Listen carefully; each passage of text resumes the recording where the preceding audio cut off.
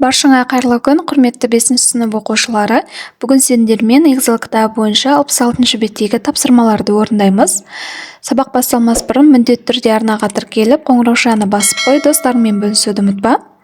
Skills 5E. Reading and listening.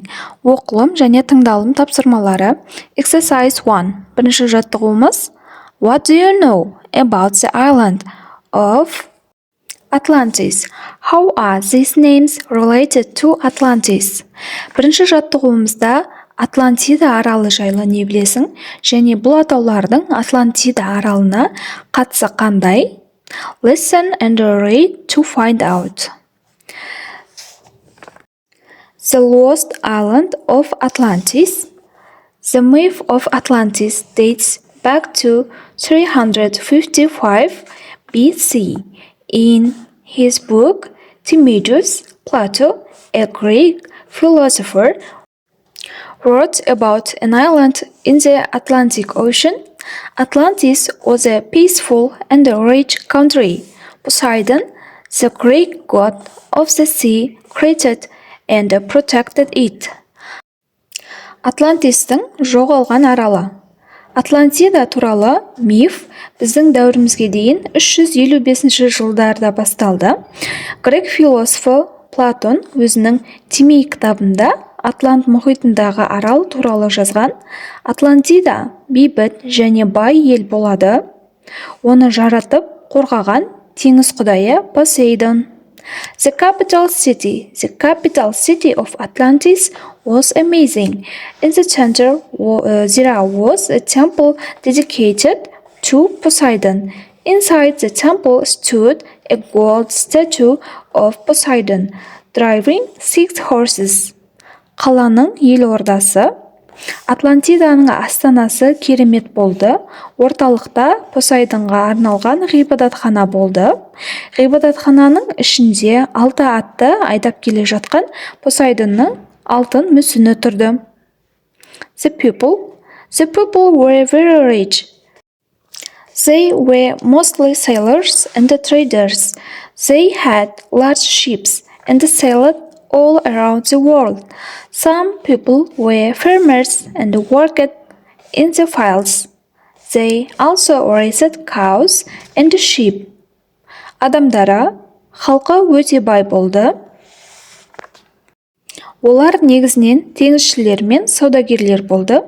Олардың үлкен кемелері болды және бүкіл әлемді шарлады. Кейбір адамдар егіншілікпен айналысып, егістікте жұмыс істеген. Олар сиыр мен қой өсірді. The kings who ruled the island lived in beautiful places.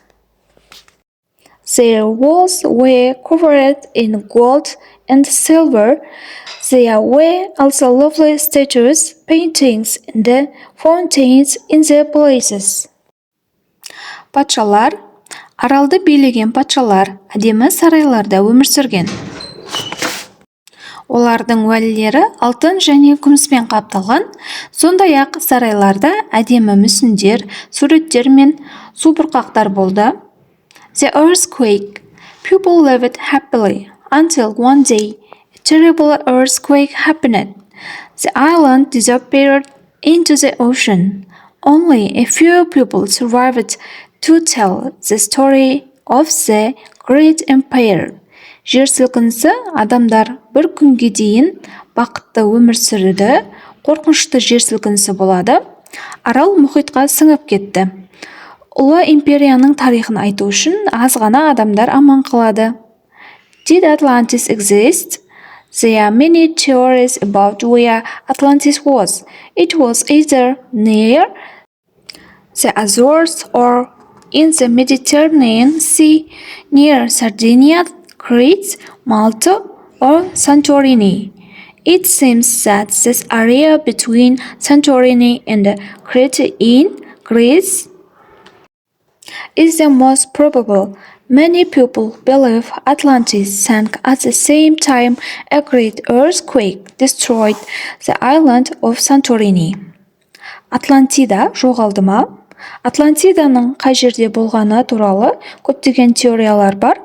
Ол Азорға жақын жерде немесе Жерорта теңізінде, Сардиния, Крит, Малта немесе Санториниге жақын жерде болды.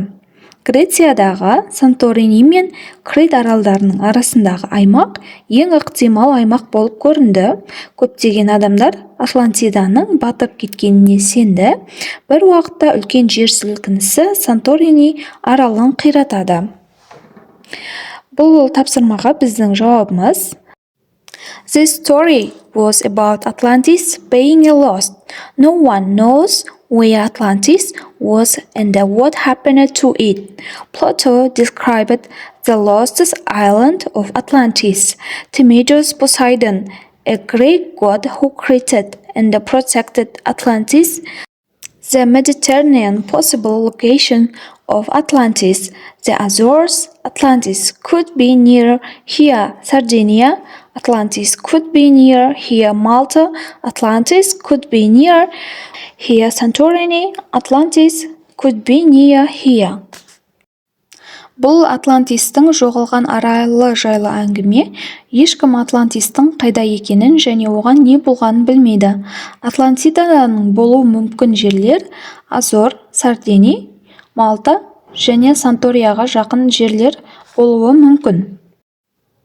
Міне оқушылар, біздің жауабымыз осылай. Бүгін сендермен 66-шы бетті бірге талқыладық. Егер сабақ түсінікті болған болса, міндетті түрде арнаға тіркеліп, қоңыраушаны басып қой. Достарыңмен бөлісуді ұмытпа. Келесі кездескенше назарларыңа рахмет.